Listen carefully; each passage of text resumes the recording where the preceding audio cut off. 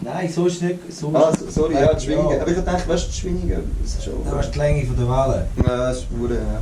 Das ist schon... Wir haben die zwei so verschiedene Filme gemacht. Und alle anderen, die hätten sich verpasst. Aber die ein... Video ist ein geiler Song. Einer meiner Lieblingssongs auf dem Album. Fast meine Lieblingsnummern. Video finde ich einer der geilsten Songs. Etwa schon mein Lieblingssong von dieser Platte.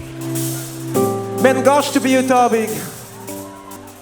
Und wir haben uns getroffen vor 1,5 Jahren. Und haben gesagt, komm, wir machen zusammen Musik. Und dabei entstanden ist das Lied, das wir jetzt spielen. Meine Damen und Herren, machen Lärm für den grossartigen Sid! Genau wie klar ist! Die Entstehungsgeschichte mit dem Sid, wo ich mehrmals schon mit ihm geschrieben habe für seine Sachen und so. Und dann habe ich ihn mal eingeladen und dann hat er irgendwie innerhalb von 20 Minuten den Beat, so die Grobstruktur vom Beat auf einem Gerät, das er nicht kennt hat, irgendwie hergebastelt. War lustig. Das haben alle sehr fresh gefunden. Ja, es ist der Funk, da steckt der Funk drin, was ich sehr geil finde. Der Beat mega spannend zum Spielen, zum Hören. Es ist nicht so schon 100-mal gehört. Das ist DJ Arts. Was er macht, ist, er spielt auf dem MPC ein Rhodes ein, wo ursprünglich der Sid auf dem MPC programmiert hat, aber das Rhodes jetzt anders stöhnt und wir haben nicht alle Teile vom Song gehabt. Darum sind wir dann in ein fettes Studio gegangen und haben Geld gezahlt, um auf einem wunderschönen alten Rhodes MK2 das aufzunehmen. Und jetzt sind wir zurück und haben das ganze Rhodes wieder verschnippelt und können es jetzt wieder auf dem MPC spielen. Und auch wieder die Story ist für mich mega geil ausgecheckt.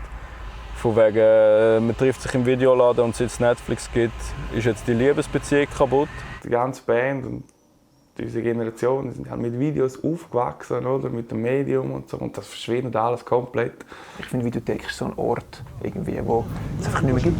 Du gehst nicht mehr in eine Videothek, du gehst nicht mehr in einen Plattenladen. Das sind zwei Orte, wo du automatisch Leute getroffen hast, die das gleiche Interesse haben. Ja, und dann habe ich so die Liebesgeschichte angefangen zu spinnen, zusammen mit dem Sid, wo irgendwie in der Videothek stattfindet und wo jetzt einfach nicht mehr ist. Weil Netflix, man muss nicht mehr aus dem Haus, man muss sich nicht mehr treffen, man muss sich nicht mehr kennenlernen. Und ist jetzt aber nicht mal so kulturpessimistisch gemeint, sondern es ist mehr einfach, ich habe einfach Spass gehabt, das so zu erzählen. Es gibt den Song Video, wo wir tatsächlich das vierte an dem Text gekirnet haben, so auf der Terrasse. Immer eine Kaufüberzeugung, aber nur auf so Sachen aufbauen und irgendwann kommt das so wie ins Licht. Bei dem Song habe ich auch irgendwie viel Liebe reingesteckt, weil ich einfach immer Freude hatte an dem Song. Also, bei jedem Song probiert man möglichst viel Liebe reinzugeben. Man hat automatisch seine Favoriten oder seine Lieblinge, wo man halt wie ein bisschen mehr pflegt, glaube ich. So. Du und ich haben Videos gelost auf der Matratze. Davon sehen wir nichts. Dein Zimmer noch mit Videos voll, die du schon alle kennst. Aber gesehen... Auch jetzt vor allem, wenn wir live spielen, entwickelt er eine ganz neue, coole Energie. Was sehr schön ist, wenn das passiert, weil klassischerweise ist es ein bisschen schwierig, dann bei gewissen Songs, um das dann im Live-Kontext irgendwie umsetzen. Immer von Anfang an riesige Fragezeichen und denke mir immer so, Herr im Himmel. Also weil die Songs, jetzt auch gerade bei den neuen Songs, sind 4, 5 Synthes und Gitarren und Bass und da passiert viel und ist ein Chor von 5 Menschen. Ein guter Song muss live funktionieren, ja, finde ich. Es gibt nämlich auch immer einen Weg. Ich habe immer riesige Fragezeichen und bin dann gleich überrascht, dass es eigentlich geil umgesetzt ist. Er hat einfach so eine klassische Live-Energie gekriegt, weil halt die Produktion ist das Drum ein Stück weit auch programmiert. Das ist eine Kombination aus gespielt und programmiert. Die Gitarren sind wie kontrollierter, würde ich jetzt sagen, sehr arrangiert. Hast du jetzt gerade das Flaschen gespielt? Mhm, du hast auch das Flaschen drin, oder? Spiel mal ein paar Flaschen in den Part rein. Und es wird halt live wird das Ganze wie beweglicher und lebendiger. Wenn ich einfach dort stehe und rechts von mir ist der Yves und links von mir ist Gianluca und dann ist wieder der Britschki und wir sehen irgendwie Grinsen und es passiert etwas und wir schauen uns an. Das ist für mich live funktionieren. Und vorne ist der Dabo und ich spüre so wie die Energie, wie das alles zusammenkommt. Das ist für mich live funktionieren. Wir haben die zwei so verschiedenen Filmen gelebt. Ich sage immer Dabu, wenn du Dabu nicht geil findest auf der CD oder im Radio, dann okay, aber dann komm ans Konzert und nachher überzeugt es dich zu 99%, sage ich. Weil es einfach viel fetter tönt. Ich finde, sie sind eine sehr gute Liveband. Und alle anderen, die hätten sich verpasst. Sie sind einfach hure lustig drauf. Ich weiß nicht, wie viele Bands so unterwegs sind miteinander. So wirklich auf der Tour, einfach im gleichen Tourbus rumfahren und nicht jeder schaut selber. Und sie sind Freunde seit Ewigkeit und ich finde, das merkst du mega. Unser Song hat es echt geschafft. Er hat es geschafft, finally. Der Aaron, ich mag den Aaron unheimlich. Aaron ist aber fast halb so alt wie ich. Komplett an einem anderen Punkt im Leben wie ich. Und das ist ja sehr erfrischend. Wichtig, zum Beispiel ein Draht zum aktuellen Musikgeschehen. Er hört deutlich jüngere Musik als wir. Wir hören immer Musik zusammen, er und ich auf dem Heimweg. Und er zeigt mir Sachen, die ich nicht kenne. Ich aber auch Sachen, wo ich das Gefühl habe, das ist das Normalste der Welt, dass man das kennt. Fanta 4 Tracks hat er noch nie gehört. Wenn das jetzt ein bisschen dumm tönt, aber wir sind eine andere Generation, die anders denkt, die anders funktioniert. Er hilft mir auch mit Social Media und auch so technische Kniffe halt wie «Hey, so kannst du ihn verzoomen». Ah, fett. Ah, das ist Video, ha? Genau, das ist Video. Der Aaron ist als Fahrer dazugekommen, den niemand kennt hat. Ja, im Sommer 2016 haben sie ihre Promotour gemacht für Drinks. Und dann haben sie immer Bern, Basel, Zürich gespielt, 3-mal hintereinander, 3 Wochen hintereinander. Ohne Schild, kein Filter auf die Star. Und in deinem Dorf gibt's kein Brooklyn Bridge. Beruhig dich doch einmal.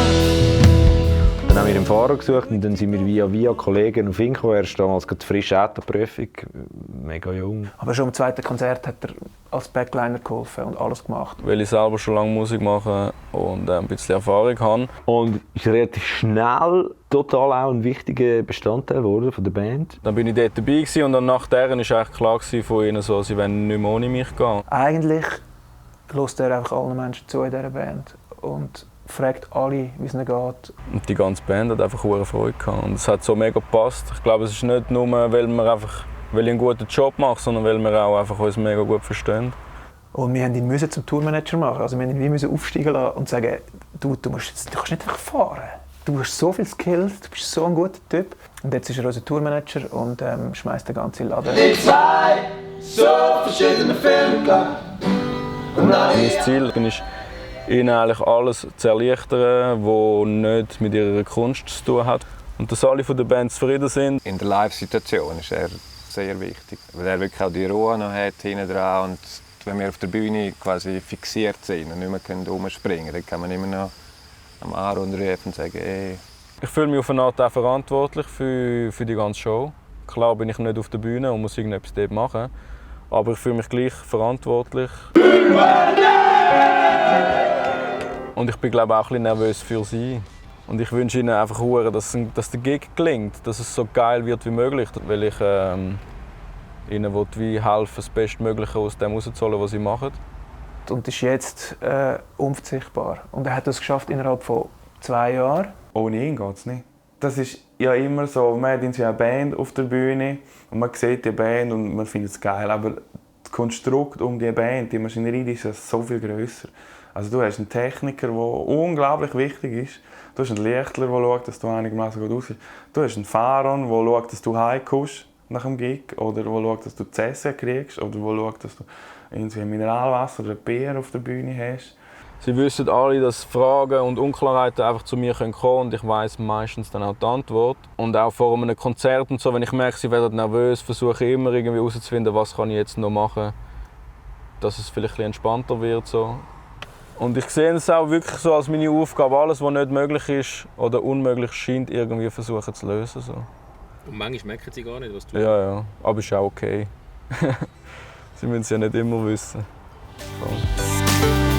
Millionen Episoden,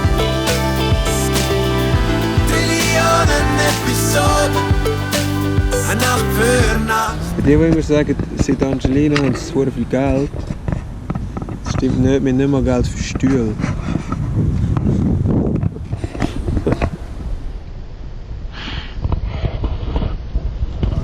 Ja, genau, aber nein, du gehst an die Brücke. Ah, das Scheiße. Wo hat sie ihn an? Dem ist auch noch Flick jetzt.